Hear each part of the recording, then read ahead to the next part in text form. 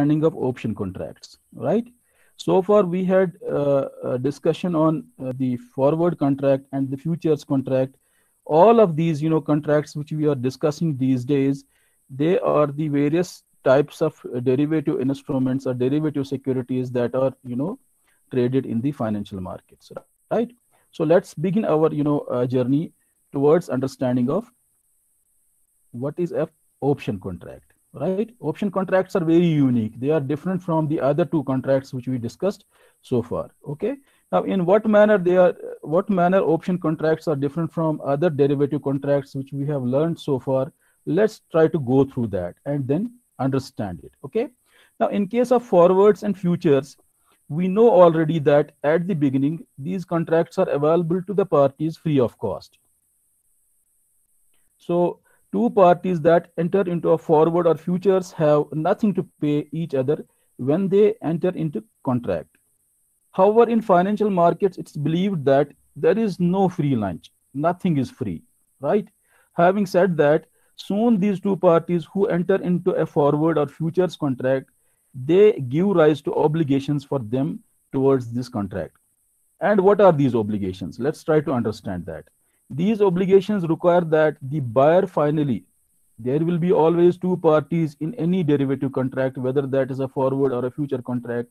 These two parties would be on one side buyer and on the other side seller. So essentially for any contract which we do in business or in markets, there has to be two parties.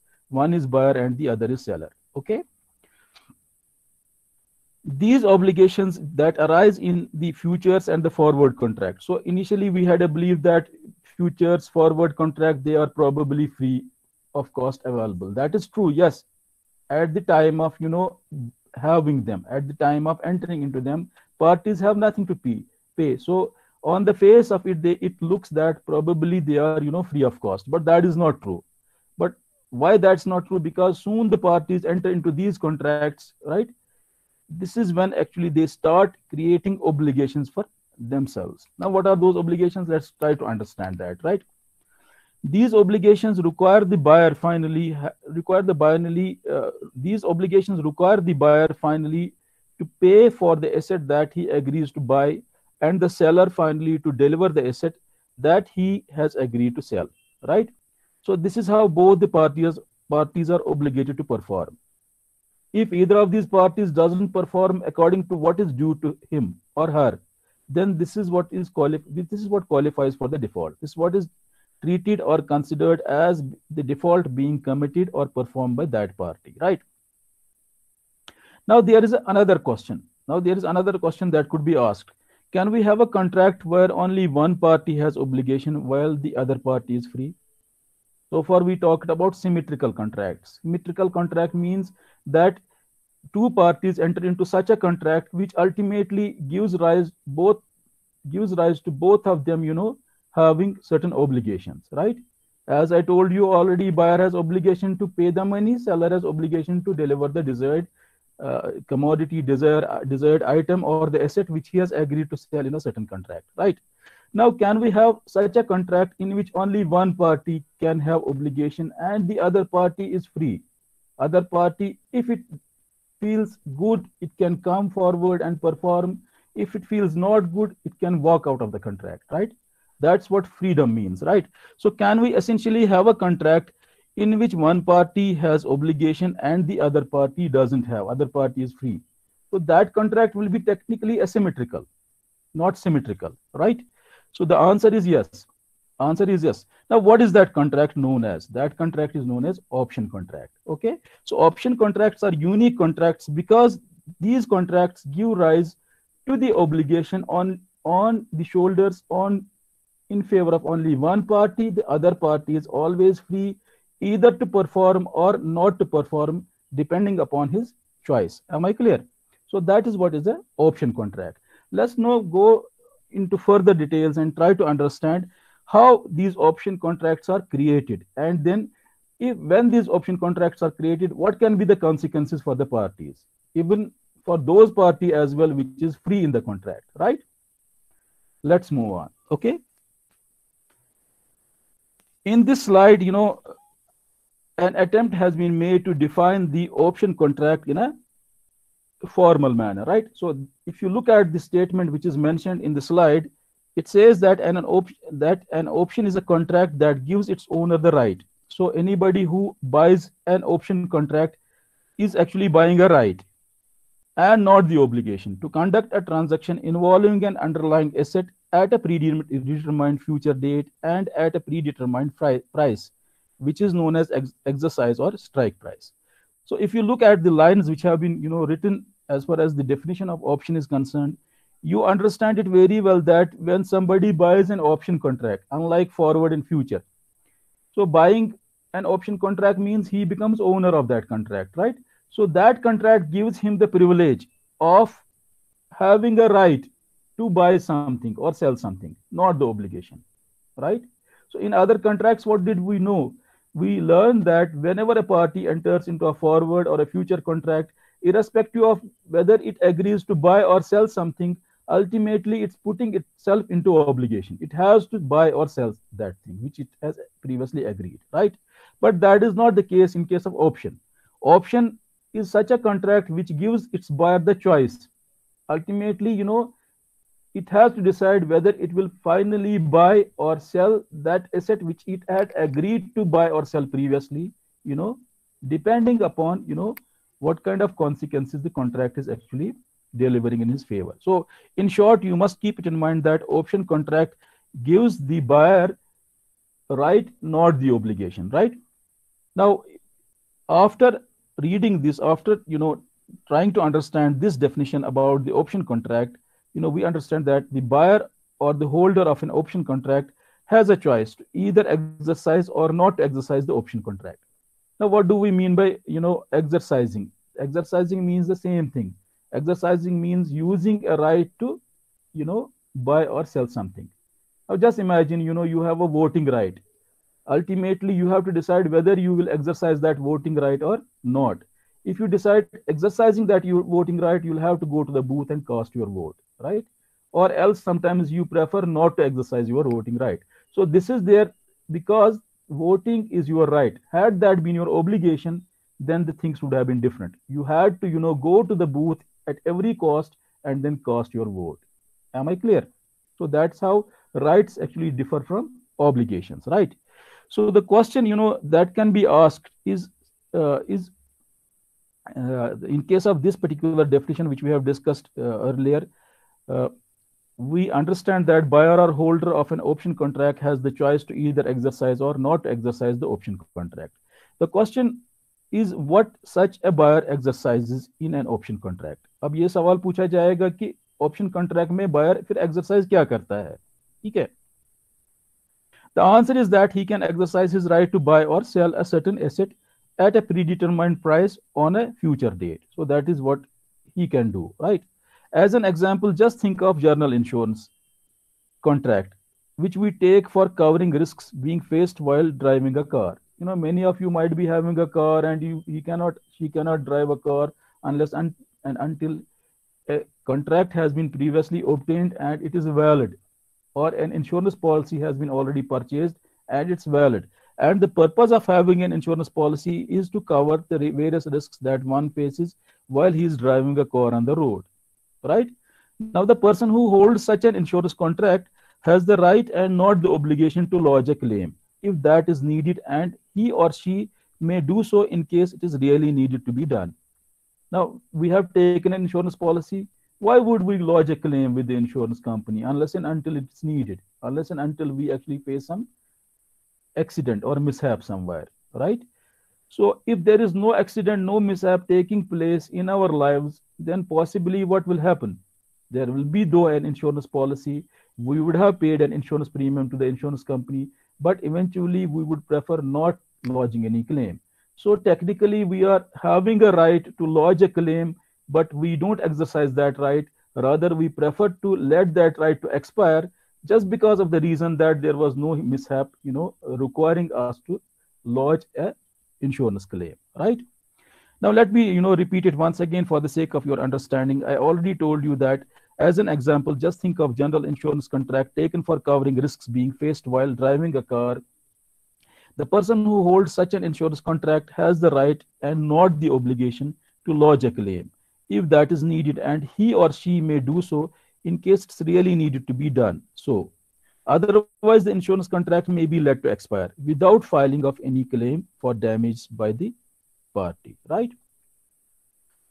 Moving on in the direction, these are in this slide, these are, now look at this. These are some of the common examples from our lives that follow the logic of an option contract, right?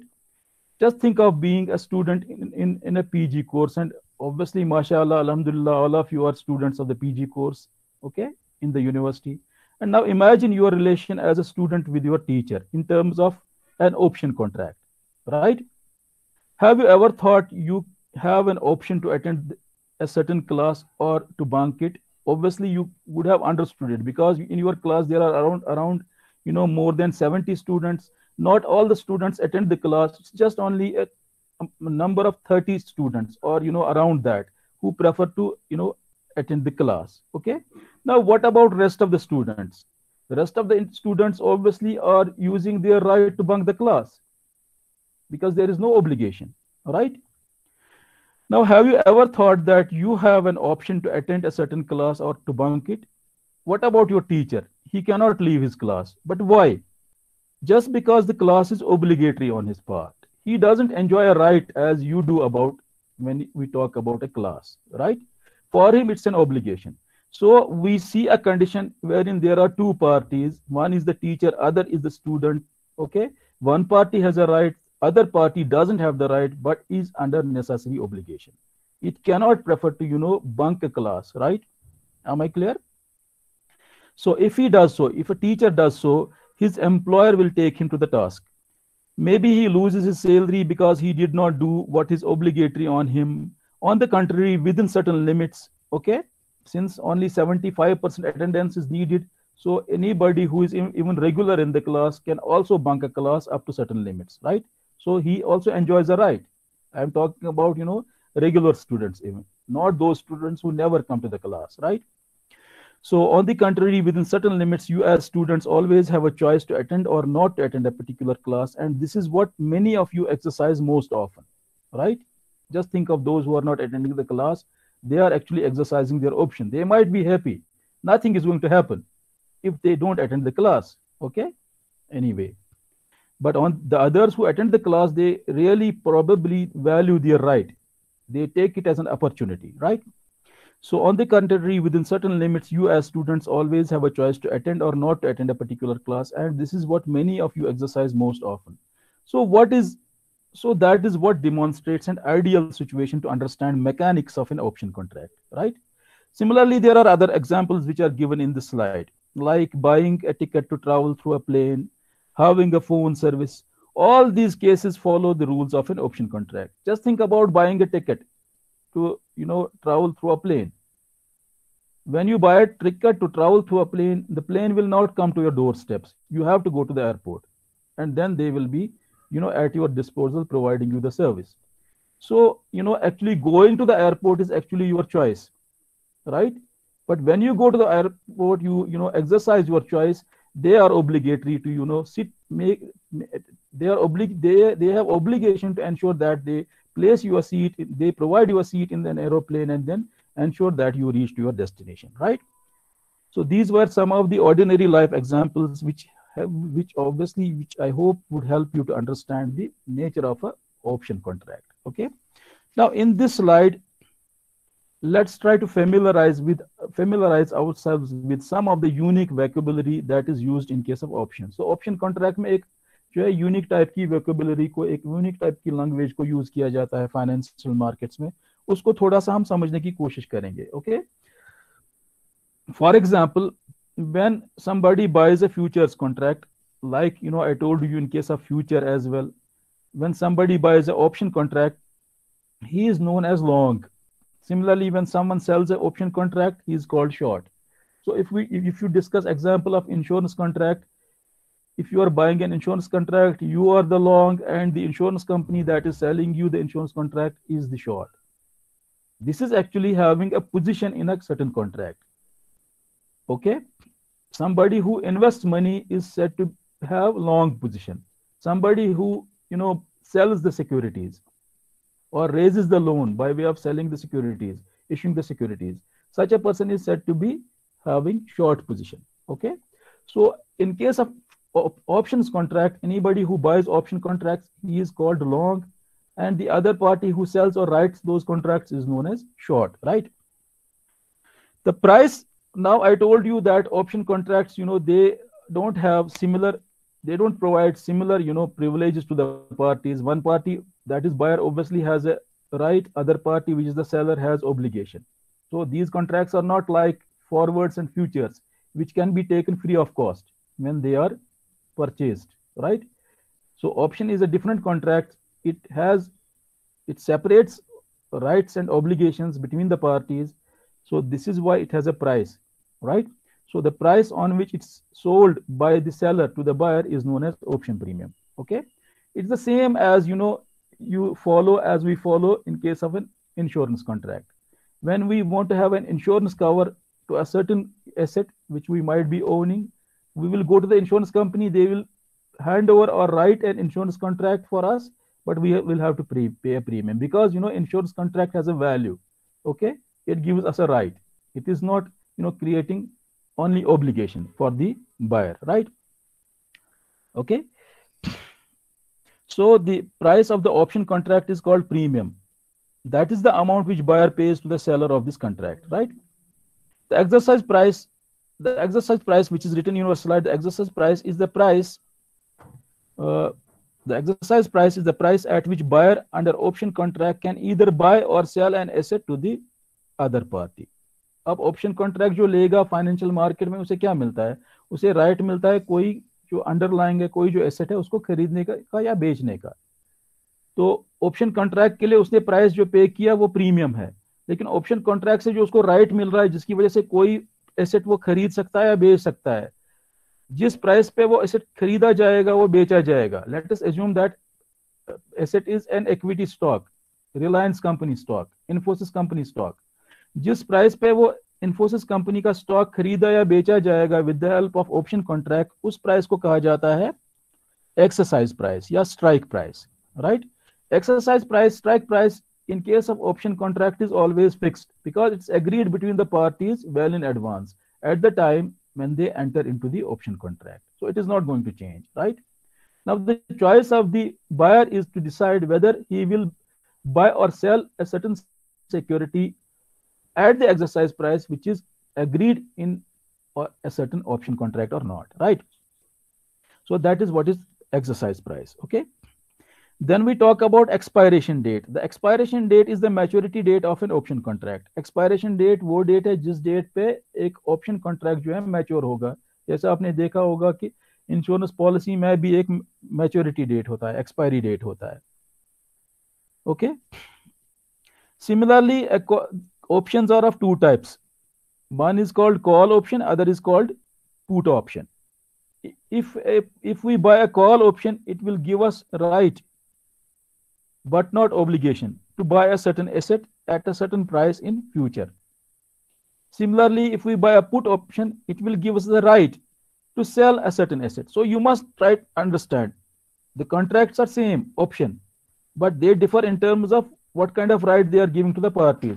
If it is call option, then it gives the buyer the right to buy something in future at a certain price. If it's a put option, it gives a right to the buyer to sell something in future at a certain price. Okay, I am talking about a option contract and the kind of right that it gives to the buyer of the option contract in future, right? Okay, then we talk about all right, so I'll repeat it once again. Similar, a call option gives its owner or holder right to buy a certain asset at a certain price in future. Similarly, a put option gives its owner or holder right to sell a certain asset at a certain price in future. The exercise price on which parties buy or sell tomorrow is agreed today. Option contract in terms of how they can be exercised are of two types. अब आपने पहले देखा कि right किस type का right है, right to buy है कि right to sell है. On that basis, options can be different. They can be call option or put option. Similarly, how options will be exercised, option को exercise कैसे किया जाएगा, उस बेसिस पे भी ऑप्शन डिफरेंट हो सकते हैं। उस बेसिस पे क्लासिफिकेशन क्या है, उस बेसिस पे क्लासिफिकेशन है दो, अमेरिकन स्टाइल ऑप्शन या यूरोपियन स्टाइल ऑप्शन। अब सुनिए आपकी अमेरिकन स्टाइल ऑप्शन क्या होता है और यूरोपियन स्टाइल ऑप्शन क्या होता है, right. An American style option allows holder to exercise their rights at any time before and including the expiration date। मतलब ये कि एक्सपायरी डेट जो होगा ऑप्शन का, उससे पहले कभी भी या एक्सपायरी डेट के दिन जो है होल्डर या ओनर या बायर अपने ऑप्शन को एक्सरसाइज कर सकता है। तो उसको फ्लेक्सिबिलिटी है अमेरिकन ऑप्शन के अंदर। उससे उसको फायदा क्या है, उससे उसको ये फायदा है, hence an investor having an American style option can capture और book profits in such an option as soon as the stock price moves favourably. अब देखिए आपने ऑप्शन लिया है to buy something, so it gives you a right to buy that stock at a certain price. अगर उस stock का price market में बढ़ गया तो you will exercise your option buy that stock and sell it in the spot market at a higher price and book the profit, right. So in case of an American option, you can do that anytime in between and on the expo in between, when you buy a contract until the expiration date and then on the expiration date as well. But in case of European, styled option, this flexibility is not allowed. European styled options are allowed to be exercised only on expiration date. So there is no such flexibility. So in case of European styled options, in case there is any favorable fluctuation happening in the price of the underlying asset which is covering the option contract, that cannot be encashed, that cannot be booked as a profit by the holder, because it doesn't allow the holder to exercise the right before the expiration date, right? So that's how the option contracts differ in terms of how they can be exercised. Okay, so these were some of the terminology that was essential to be understood about the option contracts, right? Now come to the other point. Okay, option contracts are two types, as I told you, on the basis of what kind of right they give to the holder, the buyer. They are of two types. One option contract is called call option, the other option contract is called put option. To understand these two option contracts, consider a car dealer. I am just giving you an example so that you understand how a call option contract differs from a put option contract. Both of them are option contracts. They differ in terms of right which they are actually providing to the buyer of the contract, right? Now, to understand these two different contracts, two different option contracts, we will go through a very simple example of a car dealer in a gray market, right? We'll talk about a car dealer who deals in second-hand cars, right? Now, just consider that there is a car dealer in a gray market who agrees to buy our old car. We have an old car and he agrees to buy that old car from us. And then simultaneously, he also agrees to sell us another old car, another second car, right? तो हमारे पास एक पुरानी गाड़ी है, वो सही तरीके से चल नहीं रही है, या उसमें कुछ प्रॉब्लम है, या हम उसको बेचना चाहते हैं, पुरानी हो गई है, तो उसको बेचने के लिए हमने कोई डीलर आइडेंटिफाई किया, उस डीलर को हम अपनी कार बेच रहे हैं, साथ में ही उसी डीलर से हम दूसरी सेकंड हैंड कार परचेज कर रहे हैं। Just this is the condition, right. But to get such a commitment, अब ये चीज हमें जो है कार परचेज जो करनी है, ये हमें नेक्स्ट डे नहीं करनी है। We want this facility to be available from the dealer any time in the next year, right. हमारे पास पुरानी कार है, लेकिन हमें लग रहा है कि कभी भी अगले साल में हम इसको बेचेंगे और उसके बदले हम दूसरी कोई पुरानी गाड़ी खरीदेंगे। तो हम किसी डीलर से ये कमिटमेंट चाहते हैं कि जब भी हम उसके पास आएंगे with in the next year, तो हमसे वो पुरानी गाड़ी खरीदेगा और बदले में हमें नई गाड़ी देगा। But dealer doesn't agree to our proposal. He says that he will do it. He will agree to our proposal provided we pay him a certain amount of fee. Right? Now, what is that fee? Let that fee be 5,000 rupees per annum. हमने dealer को 5,000 रुपये दे दिया, उसके बदले हमने उससे एक commitment ले ली कि हमसे वो पुरानी गाड़ी खरीदेगा, बदले में उसके हमें कोई सेकंड हैंड गाड़ी वहां से मिल जाएगी। Right? Am I clear? I hope you understand it. I will repeat it once again. To understand these two different option contracts, we talk about call option and put option. Consider a car dealer in a gray market who agrees to buy our old car and also sell us another second-hand car anytime during a year. But to get such a commitment, the car dealer wants that we pay him a fee for the commitment given. Let that fee be 5,000 rupees per annum. Now this arrangement with the car dealer is a choice. It's a choice for us, right? This arrangement with the car dealer gives us a choice and not the compulsion. We are not under compulsion. It is not necessary that we will have to go within the next year and necessarily give him our old car and he will buy it and provide us a second hand car. So this is just an option or a choice which we are actually availing, obtaining from the car dealer because we paid him 5,000 rupees, right? So literally we are doing two option contracts with the car dealer. So हम ये कर इसके अंदर हम क्या करते हैं, हम दो ऑप्शन कॉन्ट्रैक्ट्स कार डीलर के साथ कर रहे हैं, ठीक है. One contract is call option because that gives us right to buy a certain car in future, and the other is put option which provides us a right to sell our existing car to the dealer in future.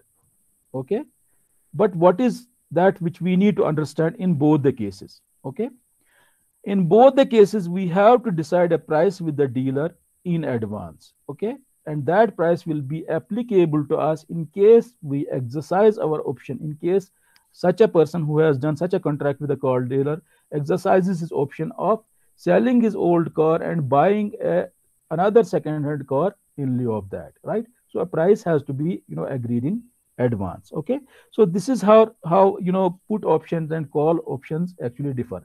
Same philosophy, same mechanics applies to these contracts when we talk about them or when we do them in the organized or developed financial markets, right? Let's move on.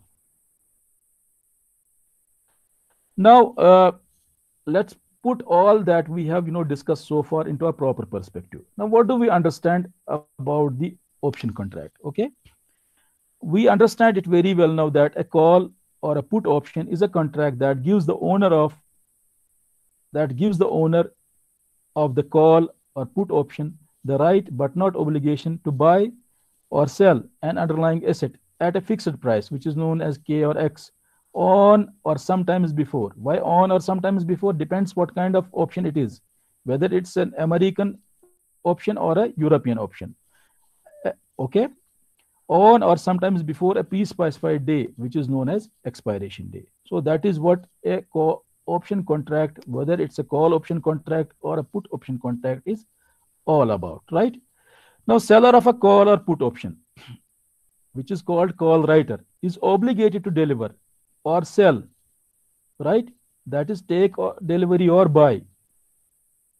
Okay, the underlying asset at a fixed price on or sometimes before the expiration day, right?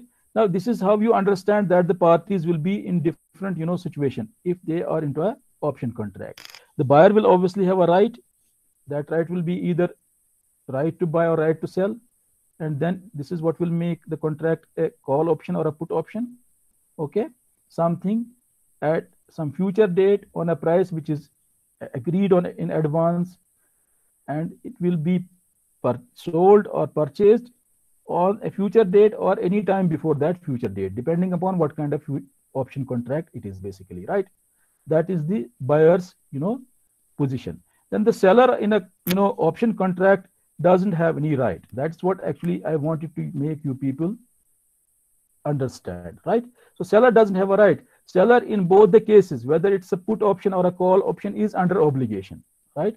He has to deliver the asset if it is a call option, or has to take the delivery of the asset if it's a put option, provided that the other party exercises the contract, right? If the other party, which is the buyer, does not exercise the contract, then there will be no obligation arising on the seller, that is the other party in the contract. Am I clear? So in case the buyer exercises his option, then in every circumstance, at every cost, seller is going to come under the obligation, right? Am I clear? That's it. Now, let's move on. Option contracts differ from other contracts because they have a value, as I have told you already, and you also know it very well now, right? They have a value because they are sold in the market for a price. Anything which is sold for a price will obviously have a value, right? I'll give you a blank piece of paper, then say give me 100 rupees. You will laugh at me. Probably you will believe that I am a insane person, and then some of you will give me 100 rupees.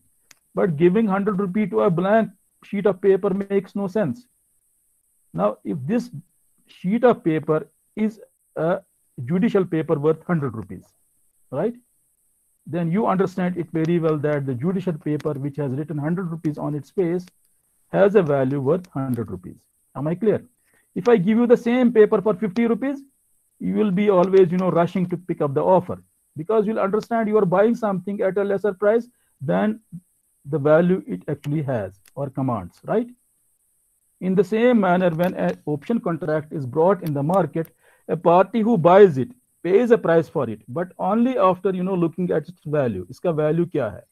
Soon we will see that how can a buyer actually work out value of an option contract. उसको कैसे पता चलेगा कि option contract का value कितना है, ताकि वो ये decide करे whether the price which is being quoted is a fair price to be paid for the option contract or not. Am I clear?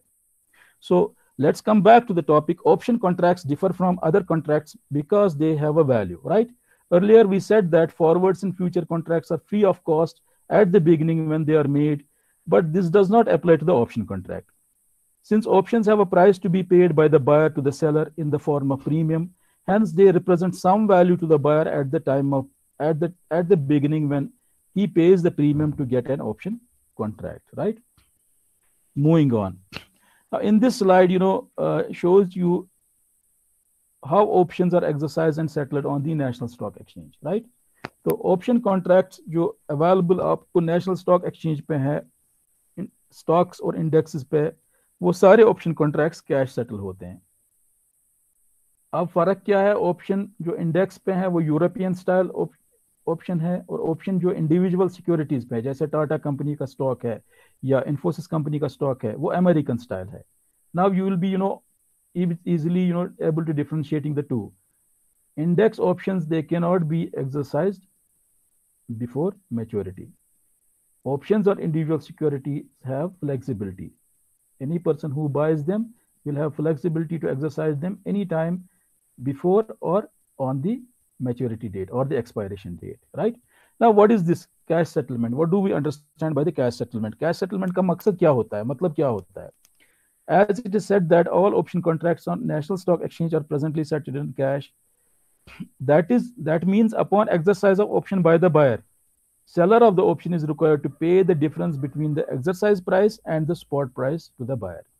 अगर ऑप्शन कॉन्ट्रैक्ट चाहे वो कॉल ऑप्शन हो या चाहे वो पुट ऑप्शन हो, बायर ने एक्सरसाइज किया तो उस केस में वो ऑब्लिगेशन बन जाएगा सेलर के ऊपर. और अगर उसे वो कैश सेटल करना है, अगर वो कैश के थ्रू सेटल करना चाहता है विदाउट गिविंग डिलीवरी और taking delivery of the asset which comes under the option contract, तो कैश सेटलमेंट के केस में फिर सेलर को वो डिफरेंस पे करनी पड़ेगी बायर को, जो डिफरेंस होगी between the strike price or exercise price and the spot price. Okay, so that is going to be obviously a positive difference. Then only the buyer will exercise. If it leads to a negative difference between strike price and the spot price, then the buyer will not exercise the option contract. Okay, just like we don't prefer a claim in case of an insurance contract if there are no accidents. We prefer to lose the premium amount that we pay to the insurance company.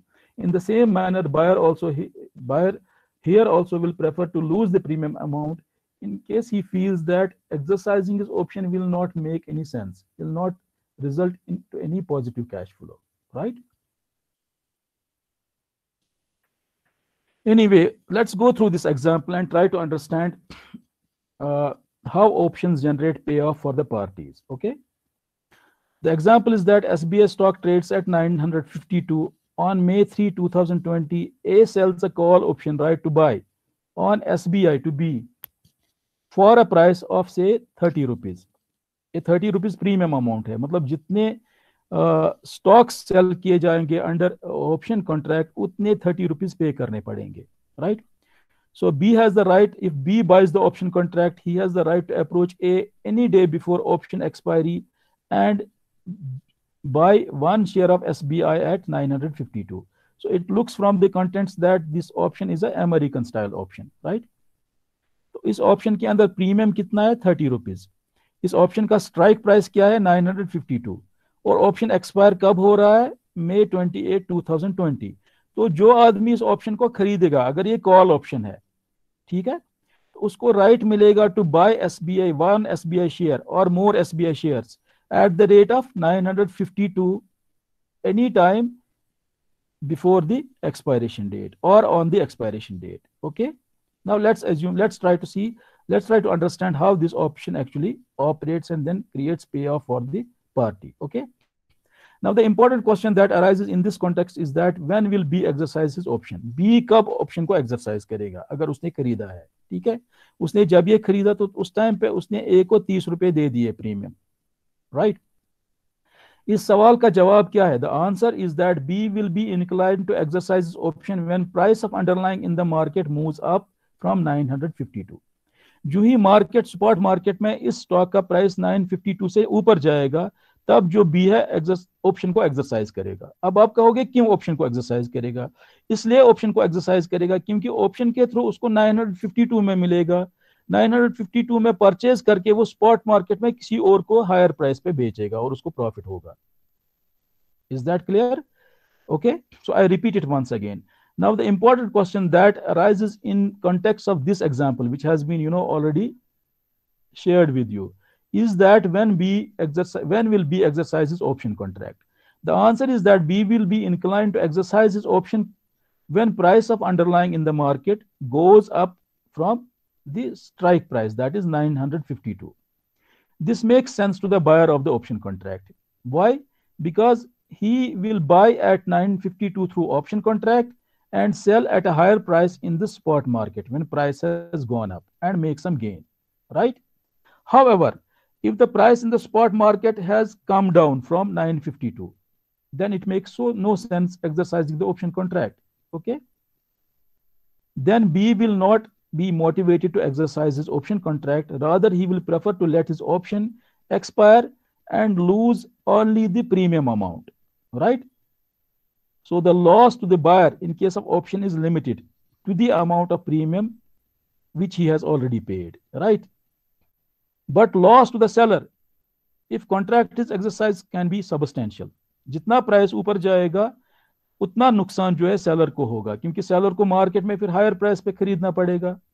Actually, parties are not knowing what will happen in the market, but still they are entering into an option contract. They believe that the buyer believes that price will go up, the seller believes that the price will come down. If it doesn't happen like that, if seller had believed that the price will come down but it went up, so this is what will lead losses to the seller. Similarly, the buyer had a belief that the price will go up, but it did not go up, price came down. But for buyer, the loss will not be more than 30 rupees. Am I clear? Because the contract is that it is not creating any obligation on the buyer. It is giving him just the right. Okay. So we understand it very simply that in case of options can help the buyer to limit the losses. Okay. That is not possible when we buy a futures contract, right? Let's move on.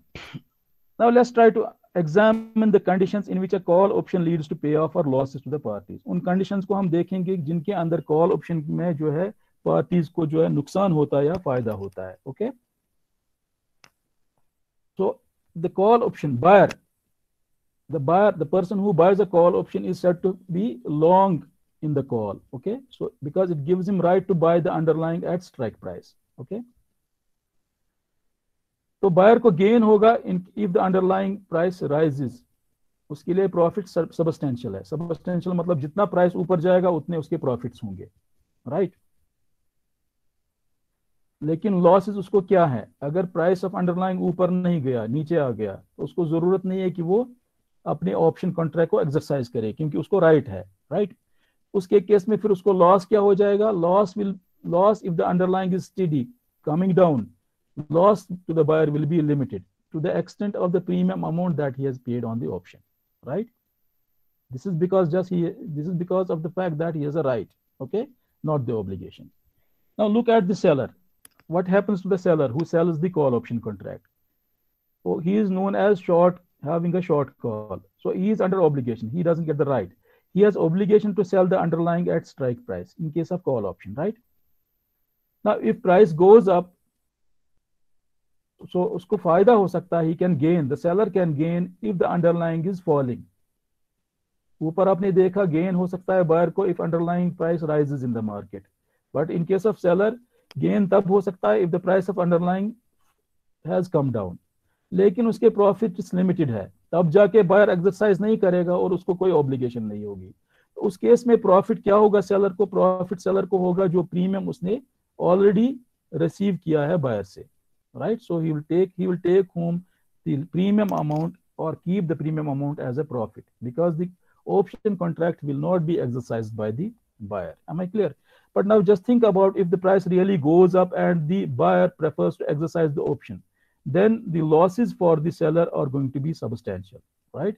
They will be to such extent until which the price of the underlying has actually gone up in the market, right? Now let's take a look on the put option contract. Put option contract में payoffs कैसे generate होते हैं? Let's look at the conditions in which a put option contract leads to payoff or losses to the parties in it, right? In case of put option, the person who buys a put option contract is said to be long put because he gets right to sell. In earlier case, you saw that the person who buys a call option gets right to buy. Here, the person gets right to sell the underlying asset at a strike price. Okay. The buyer will gain in case of put option in case the price of underlying falls in the market. So the condition is totally opposite. In case of call option, the buyer will gain in case price goes up. In case of put option, the buyer gains when the price comes down. This is because in one option he has right to buy, in other option he has right to sell. His positions are actually different, right? Now he loses if underlying price goes up, but the loss for the buyer is again limited to the premium amount which he has already paid to the seller of the option contract, right? Now let's take and try to see the position of seller. If any person who sells put option contract, when he sells put option contract, what he is selling? Try to keep it in mind. He is selling the other party right to sell. Sometimes there is a confusion between selling and right to sell. So you need to actually sort it out. When we talk about call option, in that case, we have a seller of the option contract. He sells right to buy to the other party who buys the call option contract. When we talk about put option, again, there are two parties, buyer and the seller. These parties are buying a contract, option contract, not the underlying. Just keep that in mind, okay? So the seller who sells a put option contract is actually selling the right to sell a certain underlying to the other party who is buying this put option contract, right? So I just thought of, making this clarification because sometimes what happens, people, stuck into the confusions because of, all these things actually being talked about together, right? Now, in case of a put option, seller is considered to be short put, okay? He is known as short put. So he has obligation to buy the underlying at a strike price. In earlier case, you saw he creates obligation for him to sell underlying at a strike price. That is call option. In case of put option, he creates an obligation for him to buy the underlying at strike price. Now, when will he have the profits? He gains if underlying is rising, because in that case the buyer will not exercise. It will make no sense for him to buy at a higher price and sell at a lesser price in the market. So the contract will not be exercised, it will expire, and the seller will go home with the premium amount. So his gains will be limited to the extent of the premium amount that he has received from the buyer. But what about losses? The losses are going to be substantial in case the put option contract is exercised. Am I clear? And the put option contract will be exercised when the price of the underlying actually falls in the market, right? So these are the different option contracts and how actually they create payoffs depending upon the circumstances on the parties, right? Now it's vital to know who has rights to transact versus who may be obliged to transact in order to determine the direction of cash flows. अब ये समझना जरूरी है कि right किसके पास है और obligation किसके पास है, ताकि इस बात का पता चले कि अगर कॉन्ट्रैक्ट को वाकई में एक्सरसाइज किया गया तो कैश फ्लोज कहां से डायरेक्ट होंगे, किसको पे करना होगा और कौन रिसीव करेगा, राइट? नाउ कॉल ऑप्शन के अंदर क्या होता है, बायर को मिलता है right to buy a certain asset. I have told you already, I am just repeating it again for the sake of your understanding it more well, okay? But seller has obligation to sell the asset if the call option is exercised against, right? Put option gives right to the buyer to sell a certain asset. But the seller of the put option contract has obligation to buy that asset if the put option contract has been exercised. Right? I repeat it once again. Try to look at these contracts independent of the underlying on which they are made. Right? Now, call option is a contract which could be made on anything like index or an individual stock. Let that stock be J&K Bank stock, right? Suppose if you buy a call option, what does it give you? It gives you right to buy J&K stock at a certain price, J&K Bank stock at a certain price, okay? Anytime or on expiration date, if it's an American style option. But on the other party which is selling you this call option is putting itself under obligation.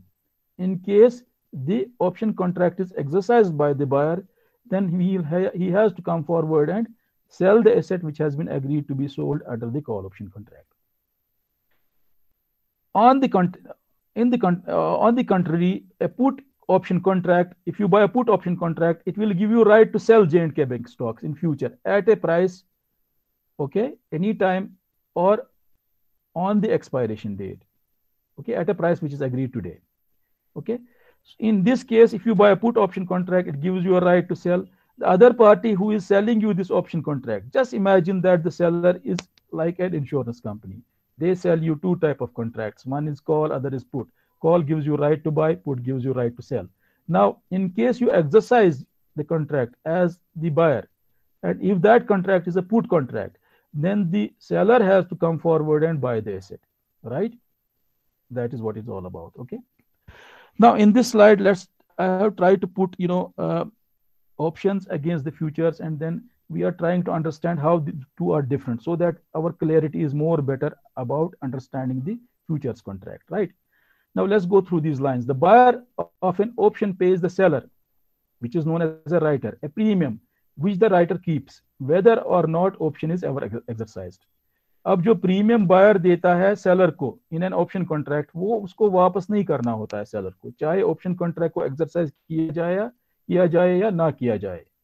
Okay, इसका मतलब ये है कि जो नुकसान, अगर option contract exercise नहीं हुआ तो बायर को नुकसान जो है वो प्रीमियम अमाउंट है, सेलर को जो फायदा है वो प्रीमियम जो उसने रिसीव किया है. अगर ऑप्शन कॉन्ट्रैक्ट एक्सरसाइज हुआ, उस केस में बायर का गेन जो होगा वो नेट ऑफ प्रीमियम होगा. उसको जितना गेन होगा उसमें से उसको प्रीमियम लेस करना पड़ेगा क्योंकि उसने प्रीमियम पहले ही पे किया होगा. सिमिलरली सेलर का जो लॉस होगा वो नेट ऑफ प्रीमियम होगा, या गेन होगा वो नेट ऑफ प्रीमियम होगा. तो सेलर को जो नुकसान होगा उसमें से वो प्रीमियम अमाउंट माइनस करेगा, उसके बाद उसको पता चलेगा कि मैंने कितना नुकसान जो इसमें उठाया है, right? In forwards futures, no party compensates the other for entering into contract. We saw it already that in case of forwards futures, there is no price to be paid when parties enter into contract. So no party initially actually compensates the other party. But in options contract, the buyer pays the seller a compensation in the form of the premium, right? This is how option is different from a forward futures contract. I hope you are following me.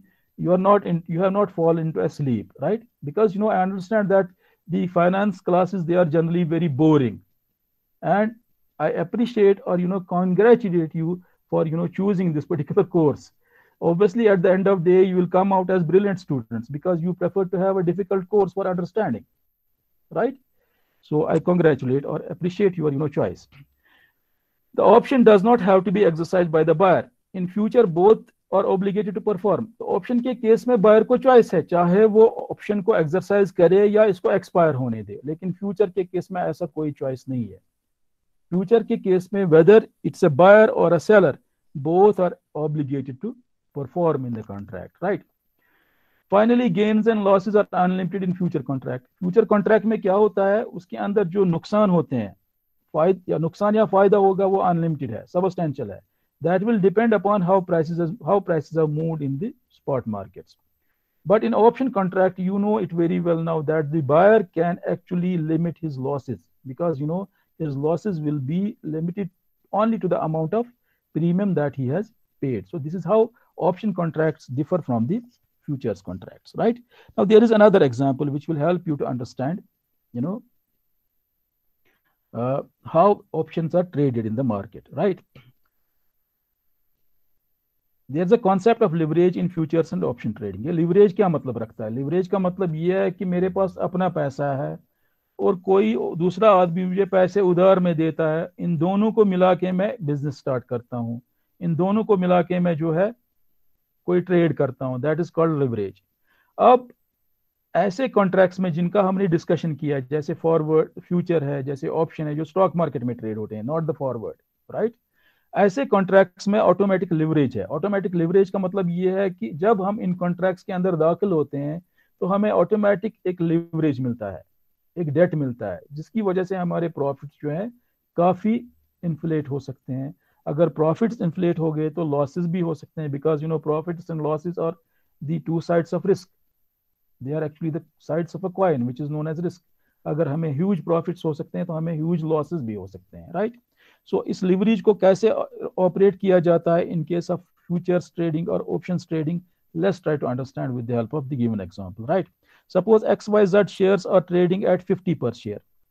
If XYZ stock is likely to rise to 60 per share and you are planning to buy 100 shares, XYZ के shares 50 रुपए अभी trade हो रहे हैं market में, लेकिन लग रहा है, हमें लग रहा है, मुझे लग रहा है, आपको लग रहा है कि XYZ के शेयर्स जो है 60 रुपए तक ऊपर जाएंगे, और हम जो है सोच रहे हैं कि इनके 100 शेयर्स हम खरीदेंगे। क्यों? क्योंकि हमारा जो माइंड सेट है, हमारा जो सोच है वो ये कहता है कि प्राइस बढ़ेगा, अगर हम खरीदेंगे तो आगे जाके बेचेंगे, हमें फायदा होगा, राइट। अब चॉइस हमें ये है कि क्या हम डायरेक्टली इस स्टॉक को मार्केट से खरीदें। अगर हम इस स्टॉक को डायरेक्टली मार्केट से खरीदेंगे तो हमें 5,000 रुपए देने पड़ेंगे, राइट, तो हमें 5,000 रुपए देने पड़ेंगे। दूसरा ऑप्शन ये है कि हम फ्यूचर कॉन्ट्रैक्ट लेंगे, क्योंकि फ्यूचर कॉन्ट्रैक्ट के अंदर इमीडिएट डिलीवरी कॉन्सिक्वेंसेज नहीं है, उसके अंदर डेफर्ड डिलीवरी पेमेंट कॉन्सिक्वेंसेज हैं, तो उसमें हमें सिर्फ मार्जिन अमाउंट डिपॉजिट करना पड़ेगा, right. Let's assume that margin amount is 10%, okay, and see what can be the pay of if price really goes up, right. एक चॉइस हमारे पास ये है कि हम 5,000 रुपए इन्वेस्ट करेंगे, तो 5,000 अगर हमने इन्वेस्ट किया तो अगर प्राइस 60 रुपए चला गया तो प्रॉफिट हमें 1,000 रुपए होगा। 1,000 रुपए डिवाइड बाई 5,000 इज 20% रिटर्न। तो ये है स्पॉट मार्केट में एक्चुअली जो है स्टॉक को परचेज करना, उसको होल्ड करना, जिसको इन्वेस्टमेंट कहा जाता है। ऐसा करने से हमें 20% रिटर्न मिलेगा in the given example, following the given example. लेकिन अगर इसके बदले हमने फ्यूचर्स कॉन्ट्रैक्ट किया, फ्यूचर्स कॉन्ट्रैक्ट में हमें इंस्टेंट जो है पैसा नहीं देना है, पैसा हमें फ्यूचर डेट पे देना है, जब कॉन्ट्रैक्ट मैच्योर हो जाएगा। इंस्टेंटेनियसली हमें देना क्या है स्टॉक एक्सचेंज को? Margin amount for helping the stock exchange to take care of the default risk, right. तो मार्जिन कितना है इन्वेस्टमेंट का? 10%, राइट। M I clear? तो हमने 500 रुपए एपी दे दिए, तो बाद में क्या हुआ? बाद में प्राइस जो है 60 रुपीज हो गया, तो मैच्योरिटी के डेट पे ये कॉन्ट्रैक्ट जो है कैश सेटल होगा और हमें 1,000 रुपए मिलेगा।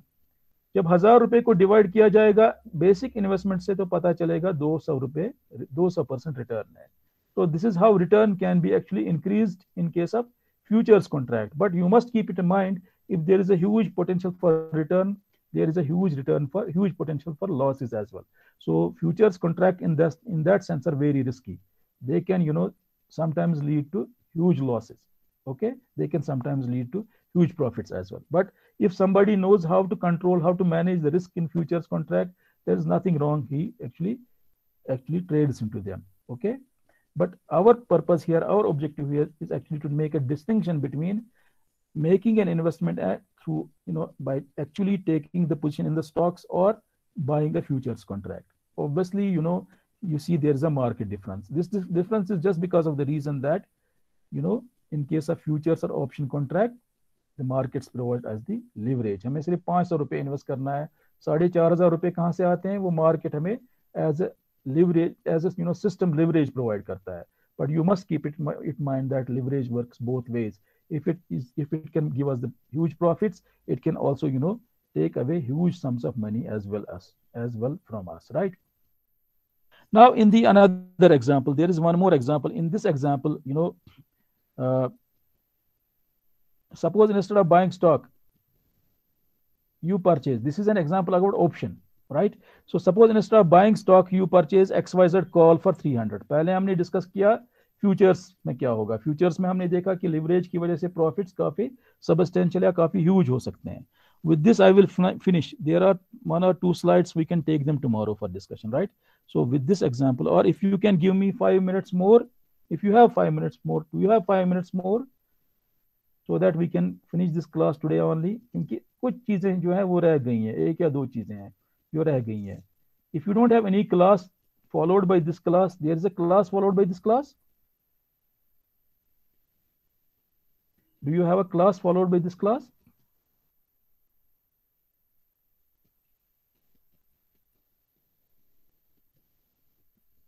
I'm not getting any response. आपका कोई क्लास इसके बाद है क्या?